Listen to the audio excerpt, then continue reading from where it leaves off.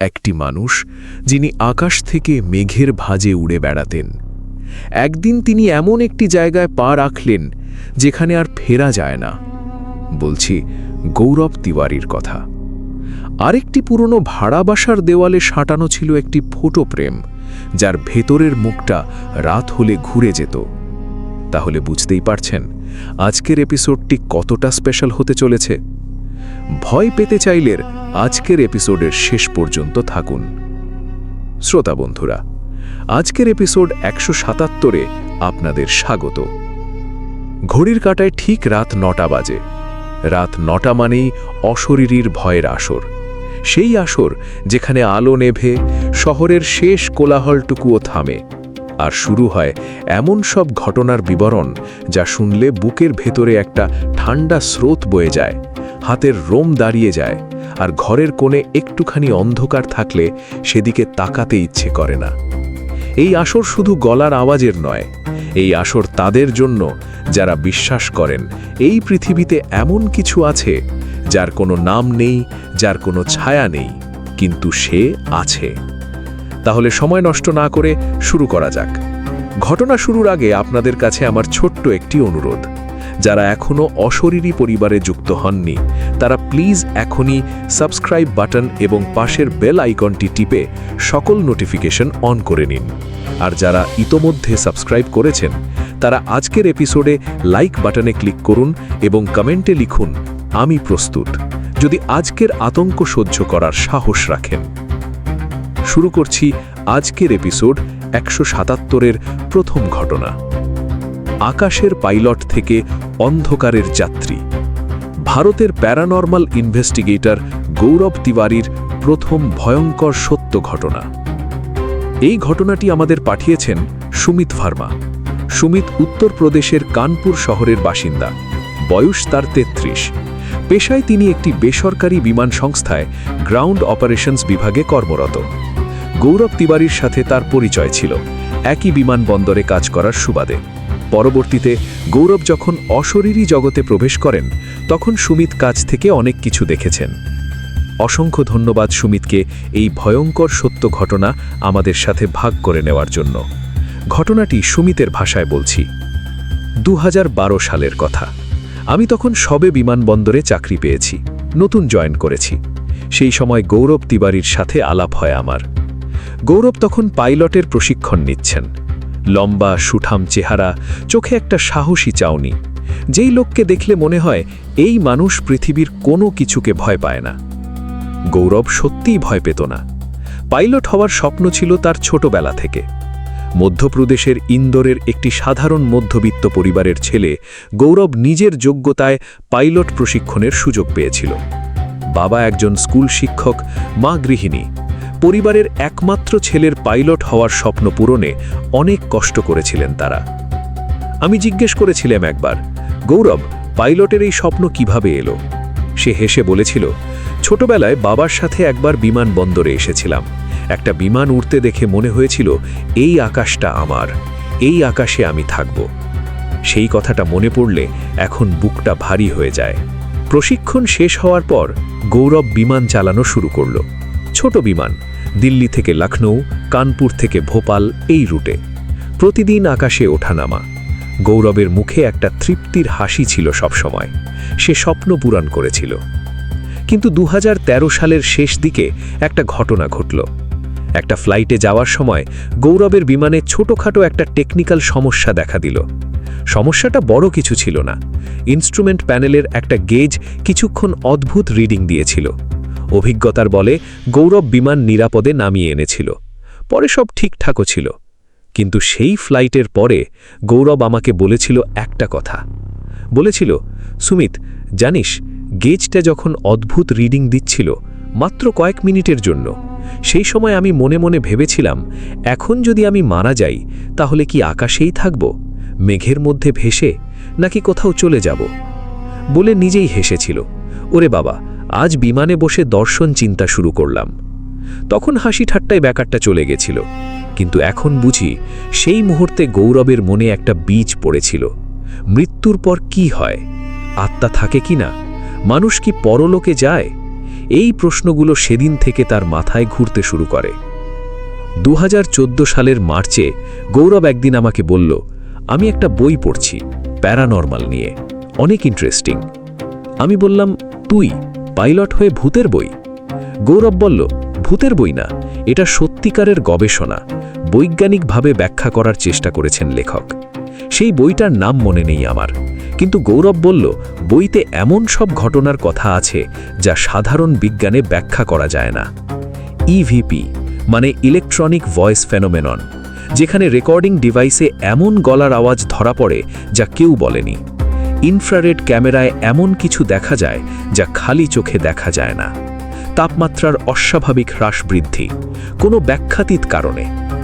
গৌরব বলেছিল, সুমিত, আমি পাইলট, আমি বিজ্ঞানে বিশ্বাসী, কিন্তু এই ঘটনাগুলো যখন পড়লাম মনে হলো হয়তো সবকিছু বিজ্ঞানে ব্যাখ্যা করা যায় না, হয়তো এমন কিছু আছে যা আমরা এখনো জানি না। সেই বছরটা গেল গৌরবের পড়াশোনায়। একের পর এক বই পড়ল সে, ভারতীয় এবং বিদেশি দুটোই। জাপানের ইউরেই, ইউরোপের পোল্টারগাইস্ট, আমেরিকার হন্টেড হাউস গবেষণা সব পড়ল। অনলাইনে বিভিন্ন প্যারানর্মাল ইনভেস্টিগেটরদের ভিডিও দেখতে লাগল। কিন্তু পড়া আর দেখার মধ্যে আটকে থাকল না গৌরব। 2015-র শুরুতে গৌরব আমাকে বলল, আমি নিজে যেতে চাই, নিজের চোখে দেখতে চাই। আমি বললাম, কোথায়? গৌরব বলল, মধ্যপ্রদেশের একটা জায়গা আছে, পুরনো জমিদার বাড়ি। এলাকার মানুষ বলে রাতে সেখানে আলো জ্বলে ওঠে, কেউ যায় না। আমি বললাম, তুই একা যাবি? গৌরব হাসল, বলল, না, একজন আছে নীলেশ, সে ফটোগ্রাফার, আর একজন আরতি, সে ফিজিক্সের ছাত্রী। আমরা 3 জন যাব, ইকুইপমেন্ট নিয়ে, রেকর্ড করব। আমি সেদিন তার থেকে বিষয়টা বুঝিনি, ভেবেছিলাম কিছুদিন পরে বলবে কিছু পাইনি, সব কুসংস্কার, কিন্তু তা হয়নি। সেটা ছিল 2015 সালের ফেব্রুয়ারি মাসের মাঝামাঝি। মধ্যপ্রদেশের রেওয়া জেলায় একটি পুরনো জমিদার বাড়িতে গিয়েছিল গৌরব, নীলেশ আর আরতি। বাড়িটার বয়স 100 বছরের বেশি। জমিদার পরিবার বহু আগেই এই বাড়ি ছেড়ে শহরে চলে গেছে। বাড়িটা তখন পুরোপুরি পরিত্যক্ত। গৌরব পরে আমাকে এই ঘটনা জানিয়েছিল, সেই বিবরণটাই আমি আপনাদের বলছি। রেওয়া শহর থেকে প্রায় 20 কিলোমিটার বাইরে একটা গ্রামের এক প্রান্তে বাড়িটা। 3 তলা, ইট পাথরের পুরনো নির্মাণ, বড় বড় দরজা জানালা, বেশিরভাগের কাজ ভাঙা। সামনে একটা উঠান, উঠানে পুরনো নিম গাছ। বাড়ির বাইরের দেওয়ালে শ্যাওলা, ভেতরে বটগাছের শিকড় দেওয়াল ফাটিয়ে ঢুকে পড়েছে। সন্ধ্যার আগেই তারা পৌঁছে গিয়েছিল। 3 জন ইকুইপমেন্ট বের করে সেট করতে শুরু করল। নীলেশের কাছে ছিল infrared camera, night vision device, একটা ভিডিও রেকর্ডার। আরতির কাছে ছিল ইএমএফ মিটার, যা বৈদ্যুতিক এবং চৌম্বকীয় ক্ষেত্রের পরিবর্তন পরিমাপ করে। গৌরবের কাছে ছিল একটা অডিও রেকর্ডার এবং তাপমাত্রা মাপার যন্ত্র। রাত নামল, বাড়ির ভেতরে ঢুকল তারা। প্রথম ঘন্টায় কিছু হলো না। 3টে ঘর ঘুরে দেখল, পুরনো আসবাব, ভাঙা মেঝে, ধুলো, এছাড়া কিছু নেই। আরতি ইএমএফ মিটার দিয়ে দেখল কোথাও রিডিং স্বাভাবিকের বাইরে যাচ্ছে না। গৌরব বলেছিল, প্রথম ঘন্টায় মনে হচ্ছিল আমরা বাচ্চাদের মতো কাজ করছি, ভূতের বাড়িতে এসেছি ভূত খুঁজতে, আর পাচ্ছি শুধু ধুলো। নীলেশ রসিকতা করছিল, আরতি বলছিল সে আসলে বিজ্ঞানের দৃষ্টিকোণ থেকে পরিবেশটা পর্যবেক্ষণ করতে এসেছে। রাত প্রায় 10টার সময় তারা দোতলায় উঠল। দোতলার করিডোরটা লম্বা, 2 দিকে ঘর, সব ঘরের দরজা বন্ধ, কিন্তু তালা নেই, শুধু ভেজানো। করিডোরের একদম শেষে একটা বড় ঘর। দরজাটা অন্যগুলোর মতো নয়, এটা সেগুন কাঠের, পুরু, ভারী, তাতে একটা পুরনো লোহার হুক ছাতা লাগানো। গৌরব বলেছিল, সেই দরজার কাছে যেতেই কিছু একটা অনুভব করলাম। ব্যাপারটা বলা কঠিন, ঠান্ডা নয়, ভয় নয়, কিন্তু একটা অদ্ভুত অনুভূতি, যেন ওই ঘরটা আলাদা, যেন ওই ঘরের একটা নিজস্ব অস্তিত্ব আছে। আরতি ইএমএফ মিটার ধরল, রিডিং লাফ দিল। স্বাভাবিক রিডিং থেকে হঠাৎ 3 গুণ বেড়ে গেল। কোনো কারণ নেই, ওই ঘরের আশেপাশে কোনো বৈদ্যুতিক তার নেই, কোনো সরঞ্জাম নেই, কিন্তু রিডিং লাফাচ্ছে। গৌরব দরজার দিকে তাপমাত্রা মাপার যন্ত্র ধরল। দরজার ওপারে তাপমাত্রা বাইরের চেয়ে 4 ডিগ্রি কম। ফেব্রুয়ারি মাসে মধ্যপ্রদেশে রাত হলে ঠান্ডা থাকে ঠিকই, কিন্তু একটা বন্ধ ঘরের ভেতরে বাইরের চেয়ে 4 ডিগ্রি কম তাপমাত্রা হওয়ার কথা নয়। নীলেশ ইনফ্রারেড ক্যামেরা দরজার ফাঁক দিয়ে ভেতরে ধরল। গৌরব বলেছিল, নীলেশ ক্যামেরাটা ধরে কয়েক সেকেন্ড দেখল, তারপর ক্যামেরাটা নামিয়ে আমার দিকে তাকালো। তার মুখের রং বদলে গেছে। গৌরব জিজ্ঞেস করল, কি হয়েছে? নীলেশ বলল, দেখো। গৌরব ক্যামেরাটা নিল, দরজার ফাঁক দিয়ে ভেতরে ধরল। ইনফ্রারেড ক্যামেরায় তাপের উৎস দেখা যায়। জীবিত প্রাণীরা উজ্জ্বল দেখায়, ঠান্ডা জিনিস অন্ধকার দেখায়। সেই ঘরের ভেতরে, ঘরের কোণে একটা উজ্জ্বল অবয়ব, মানুষের মতো আকৃতি, দাঁড়িয়ে আছে। ইনফ্রারেড ক্যামেরায় যেভাবে একজন জীবিত মানুষ দেখায় ঠিক সেইভাবে, কিন্তু ঘরে কোনো মানুষ নেই। গৌরব বলেছিল সেই মুহূর্তের কথা। আমার হাত কাঁপছিল, ক্যামেরাটা কাঁপছিল, কিন্তু আমি চোখ সরালাম না। মনে মনে বললাম, পাইলটরা ভয় পায় না, বিপদে ঘাবড়ায় না।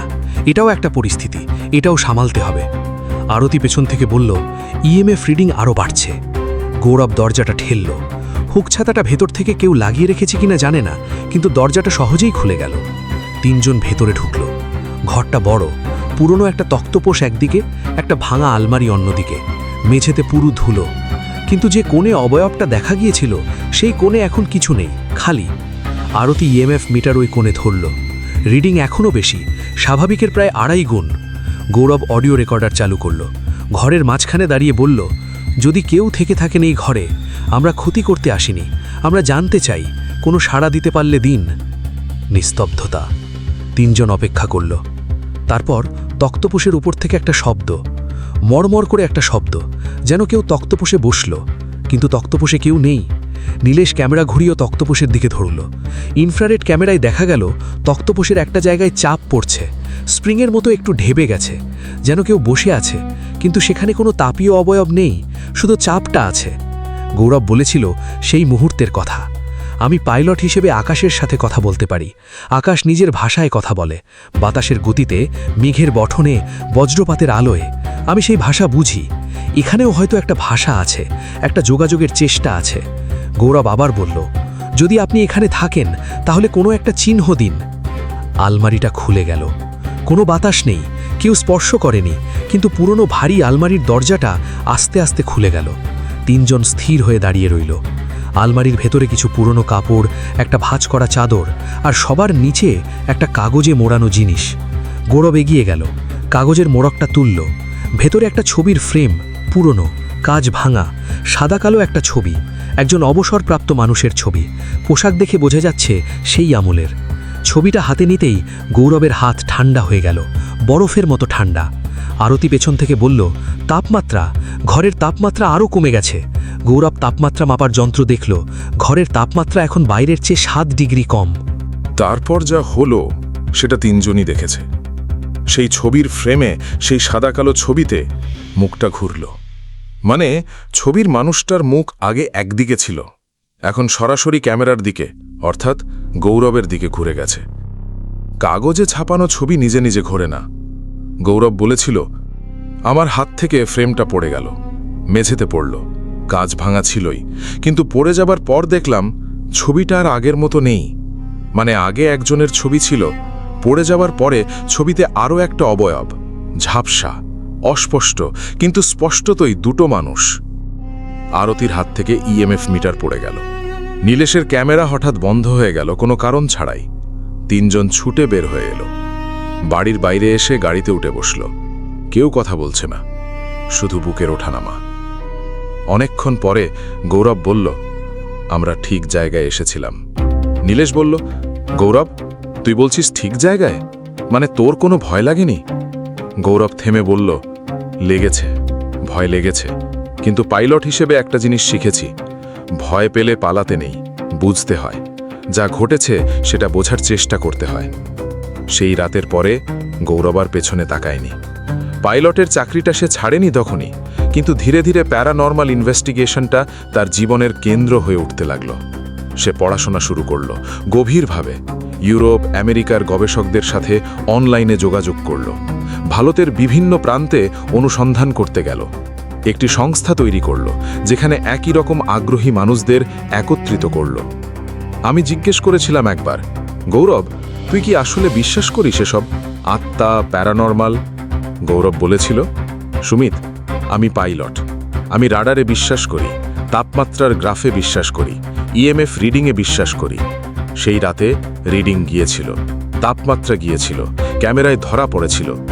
এটা বিশ্বাস না করার কারণ কি? 2016 সালে গৌরব তিওয়ারি মাত্র 32 বছর বয়সে মারা গেলেন। মৃত্যুর কারণ নিয়ে অনেক প্রশ্ন, অনেক রহস্য। যারা তাকে চিনতেন তারা কেউই সহজ কোনো উত্তর পাননি। আমি সেই সংবাদ পেয়েছিলাম ফোনে। সেই মুহূর্তে মনে পড়েছিল তার সেই কথাটা, আকাশটা আমার, এই আকাশে আমি থাকব। হয়তো গৌরব আকাশেই আছে, কিন্তু এখন সে কোন আকাশে সেটা আমরা জানি না। তবে রেওয়ার সেই জমিদার বাড়ির কথা মনে হলে একটা কথা ভাবি, সেই রাতে সে যা দেখেছিল, যা অনুভব করেছিল, সেটা তার জীবনটাকে বদলে দিয়েছিল। একজন পাইলট থেকে একজন অনুসন্ধানকারী, আকাশ থেকে অন্ধকারের দিকে। কিন্তু সেই অন্ধকারে সে ভয় পাননি, বুঝতে চেয়েছিলেন। এই ছিল আজকের প্রথম ঘটনা। গৌরব তিওয়ারিকে নিয়ে আরও অনেক অজানা ঘটনা আছে। তার অনুসন্ধানের সেই রহস্যময় যাত্রার প্রতিটি মোড়, প্রতিটি বাঁক, সেই ঘটনাগুলো নিয়ে আবার আসবো পরের এপিসোডে। অপেক্ষায় থাকুন। শ্রোতা বন্ধুরা, রাত 9টা মানেই অশরীরীর ভয়ের আসর। সেই আসর যেখানে সত্য আর অলৌকিকের মাঝের সীমারেখাটা আস্তে আস্তে মিলিয়ে যায়। প্রথম ঘটনায় আপনারা দেখলেন একজন মানুষকে, যিনি আকাশ থেকে অন্ধকারের দিকে হেঁটে গিয়েছিলেন জানার তৃষ্ণায়। এখানে গল্প নয়, ঘটনা শোনানো হয়। প্রথম ঘটনাটি কেমন লাগলো অবশ্যই কমেন্ট বক্সে জানাবেন। আর মনে রাখবেন, অশরীরী কখনো কালো জাদু, অন্ধবিশ্বাস ও কুসংস্কারকে প্রমোট করে না। অশরীরীর সকল ঘটনা আপনি বিশ্বাস করবেন কি করবেন না, সেটা একান্তই আপনার নিজের ব্যাপার। তবে বিনোদন হিসেবে নেওয়াই হবে বুদ্ধিমানের কাজ। এবার আসুন সম্পূর্ণ ভিন্ন একটি ঘটনায়। এবার আমরা যাব পশ্চিমবঙ্গের কলকাতা থেকে কিছুটা দূরে হাওড়া জেলার একটি পুরনো পাড়ায়, যেখানে একটি ভাড়া বাসার দেওয়ালে সাঁটানো একটি পুরনো ফটো ফ্রেমকে কেন্দ্র করে ঘটে গেছে এমন কিছু, যা সেই বাসার ভাড়াটেদের জীবন চিরতরে বদলে দিয়েছে। দ্বিতীয় ঘটনা, দেওয়ালের সেই মুখ। পশ্চিমবঙ্গের হাওড়ার পুরনো ভাড়া বাসার অভিশপ্ত ফটো ফ্রেমের ভয়ঙ্কর সত্য ঘটনা। এই ঘটনাটি আমাদের পাঠিয়েছেন রীনা মজুমদার। রীনা পশ্চিমবঙ্গের হাওড়া জেলার বাসিন্দা। বয়স তার 31। পেশায় তিনি একটি বেসরকারি স্কুলে প্রাথমিক বিভাগে শিক্ষকতা করেন। স্বামী অরিন্দম মজুমদার একটি বেসরকারি প্রতিষ্ঠানে চাকরি করেন। 2023 সালের শুরু থেকে 2024 সালের মাঝামাঝি পর্যন্ত তারা হাওড়ার একটি পুরনো বাড়িতে ভাড়া থাকতেন। সেই সময়কার ঘটনা তাদের জীবনের সবচেয়ে ভয়াবহ স্মৃতি হয়ে থাকবে। অসংখ্য ধন্যবাদ রীনাকে এই ভয়ঙ্কর সত্য ঘটনা আমাদের সাথে ভাগ করে নেওয়ার জন্য। ঘটনাটি রীনার ভাষায় বলছি। 2023 সালের জানুয়ারিতে আমরা হাওড়ার সেই বাড়িতে উঠেছিলাম। অরিন্দমের অফিস কাছে ছিল বলে এই বাড়িটাই নিয়েছিলাম। বাড়িটা পুরনো, অন্তত 50-60 বছরের পুরনো। মালিক বলেছিলেন তার বাবার আমলের বাড়ি। মালিক নিজে বর্তমানে অন্যত্র থাকেন, বাড়িটা ভাড়া দেওয়াই এখন। দোতলার একটা ফ্ল্যাট আমাদের। 3টে ঘর, একটা রান্নাঘর, বাথরুম, একটু পুরনো ধাঁচের কিন্তু পরিষ্কার। আমরা সন্তুষ্ট ছিলাম। কিন্তু বাড়িতে ঢোকার দিনেই একটা জিনিস আমার চোখে পড়েছিল। বড় ঘরটায় মূল দেওয়ালে একটা ফটো ফ্রেম, পুরনো কালো রঙের কাঠের ফ্রেম, আকারে বেশ বড়, 1.5 হাত বাই 1 হাত হবে মোটামুটি। ফ্রেমে একটা সাদা কালো ছবি, একজন বয়স্ক মহিলার। পোশাক দেখে বোঝা যাচ্ছে 50-60-এর দশকের। মহিলাটি সোজা ক্যামেরার দিকে তাকিয়ে আছেন, মুখে কোনো হাসি নেই, ভ্রূণটা একটু যেন কুচকানো। আমি জিজ্ঞেস করলাম মালিককে, এই ছবিটা কার? মালিক একটু থামলেন, তারপর বললেন, এটা আমার ঠাকুমার ছবি। আমাদের পুরনো কিছু জিনিস সেই বাড়িতে রেখে যাওয়া হয়েছে, এটাও তাই। এটা আপনি না হলেও চলবে। আমি বললাম, না, এটা থাকলে অসুবিধা নেই, তবে যদি চান নামিয়ে নিয়ে যেতে পারেন। মালিক বললেন, না, থাকুক, পুরনো জিনিস, বলে চলে গেলেন। সেই দিন সন্ধ্যায় সংসার গুছাতে গুছাতে লক্ষ্য করলাম ফ্রেমটার দিকে। মহিলাটির মুখটা একটু কঠিন, কিন্তু ভাবলাম এটা পুরনো আমলের ছবি। সেই সময় মানুষ ছবিতে হাসত না তেমন। প্রথম কয়েকটা দিন সম্পূর্ণ স্বাভাবিক ছিল। নতুন বাড়িতে সংসার সাজানোর ব্যস্ততায় ফ্রেমটার কথা মাথা থেকে চলেই গিয়েছিল। প্রথম অস্বাভাবিক ঘটনাটা ঘটল বাড়িতে ওঠার 10 দিনের মাথায়। রাত তখন প্রায় 12টা। অরিন্দম ঘুমিয়ে পড়েছে, আমি পানি খেতে উঠলাম। রান্নাঘরে গিয়ে পানি খেয়ে ফিরে আসছিলাম। বড় ঘরের পাশ দিয়ে আসার সময় ঘরটার দিকে এক মুহূর্তের জন্য তাকালাম। ফ্রেমটা সেখানে আছে, দেওয়ালে, কিন্তু ছবির মহিলাটার মুখটা এখন অন্যদিকে। আমি থমকে গেলাম। বড় ঘরটা আমাদের শোয়ার ঘর নয়, শোয়ার ঘর পাশেরটা। এই ঘরটা বসার ঘর হিসেবে ব্যবহার করি আমরা। রাতে এই ঘরে কেউ থাকি না। আমি মনে করার চেষ্টা করলাম, বাড়িতে আসার প্রথম দিন ছবিটা দেখেছিলাম, মহিলাটা সোজা ক্যামেরার দিকে তাকিয়েছিলেন। এখন তিনি পাশের দিকে মুখ ঘুরিয়ে আছেন। কিন্তু এটা হওয়ার কথা নয়, ছবি নিজে নিজে ঘোরে না। আমি ভাবলাম হয়তো আমার স্মৃতিভ্রম, প্রথমবার দেখার সময় হয়তো ঠিকমতো দেখিনি। ঘুমাতে গেলাম। পরের দিন সকালে উঠে দেখলাম ছবিটা আবার আগের মতো সোজা সামনের দিকে তাকানো। আমি নিজেকে বললাম রাতের বেলা অন্ধকারে চোখের ভুল হয়েছিল। কিন্তু সেই রাতে আবার। এবার আমি একা না, অরিন্দমকে ডাকলাম। সে এসে ফ্রেমটার দিকে তাকালো, বলল কি হয়েছে? আমি বললাম ছবিটা দেখ, মুখটা কোন দিকে? অরিন্দম বলল পাশের দিকে। কেন? আমি বললাম এই মুহূর্তে আলো জ্বেলে দেখ। অরিন্দম আলো জ্বাললে দেখা গেল ছবির মহিলাটার মুখ সোজা সামনের দিকে। অরিন্দম বলল আলো ছাড়ার সময় পাশের দিকে মনে হচ্ছিল, আলো জ্বালার পরে সামনে। এটা হয় আলো আধারির খেলায়, ঘুমারি না? আমিও ভাবলাম হয়তো তাই। কিন্তু তৃতীয় রাতের পরে আর নিজেকে বোঝাতে পারলাম না। তৃতীয় রাতে আমি ইচ্ছে করে আলো না জ্বেলে ফ্রেমটার কাছে গেলাম। মোবাইলের ফ্ল্যাশ লাইট জ্বেলে দেখলাম মুখটা পাশে। তারপর বড় আলো জ্বাললাম, মুখটা সামনে। ফ্ল্যাশ লাইট নিভিয়ে বড় আলো জ্বেলে রেখে আবার মোবাইল ফ্ল্যাশ জ্বাললাম, মুখটা পাশে। বড় আলোয় সামনে, ফ্ল্যাশ লাইটে পাশে। এটা আলো আধারের খেলা হওয়ার কথা নয়, দুটো আলোতেই একই দেখার কথা। আমি ফ্রেমটার সামনে দাঁড়িয়ে খুব ভালো করে দেখলাম। ছবিটা একটা সাধারণ সাদা কালো প্রিন্ট, ফ্রেমের কাঁচ আছে, কোনো যান্ত্রিক জিনিসপত্র নেই। তারপর মোবাইল দিয়ে ছবিটা তুললাম, এবং ছবি তোলার পরে সেই ছবিতে দেখলাম ফ্রেমটার মহিলার মুখ সামনের দিকে, কিন্তু মহিলার পাশে একটা ঝাপসা হাতের রেখা। ছবিতে আমার কোনো হাত ছিল না। পরের দিন আমি মালিককে ফোন করলাম, বললাম আপনার ঠাকুমার ছবিটার বিষয়ে একটু জিজ্ঞেস করতে চাইছিলাম। মালিক জিজ্ঞেস করলেন কি হয়েছে? আমি সরাসরি বললাম না, বললাম ছবিটার কিছু ইতিহাস আছে, মানে আপনার ঠাকুমাকে এই বাড়িতে থাকতেন? মালিক একটু চুপ করে থাকলেন, তারপর বললেন হ্যাঁ, এই বাড়িতেই তিনি মারা গিয়েছিলেন, সেই বড় ঘরেই। আমি জিজ্ঞেস করলাম কিভাবে? মালিক বললেন বয়সজনিত কারণে, বার্ধক্যে। তারপর একটি থেমে বললেন তবে মারা যাওয়ার আগে বেশ কিছুদিন খুব কষ্ট পেয়েছিলেন, একা ছিলেন সেই সময়। আমি বললাম একা? পরিবার ছিল না পাশে? মালিক বললেন আমার বাবা বাইরে ছিলেন চাকরির কারণে, সেই সময় কেউ পাশে ছিল না। আমি আর বেশি জিজ্ঞেস করলাম না, কিন্তু মনে মনে কিছু একটা অনুভব করলাম। একটা বয়স্ক মহিলা একা একটা ঘরে, শেষ সময় কাছে কেউ নেই, আর তার ছবি সেই ঘরে ঝোলানো আছে। সেই রাত থেকে ঘটনাগুলো বাড়তে লাগলো। চতুর্থ রাতে অরিন্দম নিজে দেখল। ঘুম থেকে উঠে বাথরুমে যাওয়ার সময় বড় ঘরের সামনে দিয়ে যেতে যেতে সে থমকে গেল, আমাকে ডাকল। আমি গিয়ে দেখলাম ফ্রেমটা দেওয়ালে আছে, কিন্তু ছবির মহিলাটার চোখ বন্ধ। আগে কখনো চোখ বন্ধ ছিল না। অরিন্দম আলো জ্বাললে দেখা গেল চোখ খোলা, সামনে তাকানো, আগের মতো। অরিন্দম বলল রিনা, এই বাড়ি ছেড়ে যেতে হবে। কিন্তু সহজ ছিল না সেটা। অগ্রিম দেওয়া ছিল কয়েক মাসের ভাড়া, নতুন বাড়ি খুঁজতে সময় লাগবে। আমরা সিদ্ধান্ত নিলাম ফ্রেমটা নামিয়ে রাখব। পরের দিন সকালে অরিন্দম ফ্রেমটা নামাতে গেল। দেওয়ালে পেরেক আছে, তাতে ফ্রেম ঝোলানো। অরিন্দম ফ্রেমটা ধরে তুলতে গেল এবং হাত সরিয়ে নিল। আমি জিজ্ঞেস করলাম কি হলো? অরিন্দম বলল ফ্রেমটা গরম। ডিসেম্বরের শেষ, কলকাতায় ঠান্ডা করেছে, দেওয়াল ঠান্ডা, সবকিছু ঠান্ডা, কিন্তু ফ্রেমটা গরম। আমি হাত দিলাম, শুধু গরম না, এত গরম যে হাত দিয়ে ধরে রাখা যাচ্ছে না, যেন কেউ ভেতর থেকে তাপ দিচ্ছে। আমরা দুজন সরে এলাম। সন্ধে আবার গেলাম, ফ্রেমটা ঠান্ডা, নামিয়ে রাখলাম একটা কাপড়ে মুড়ে ঘরের কোণে।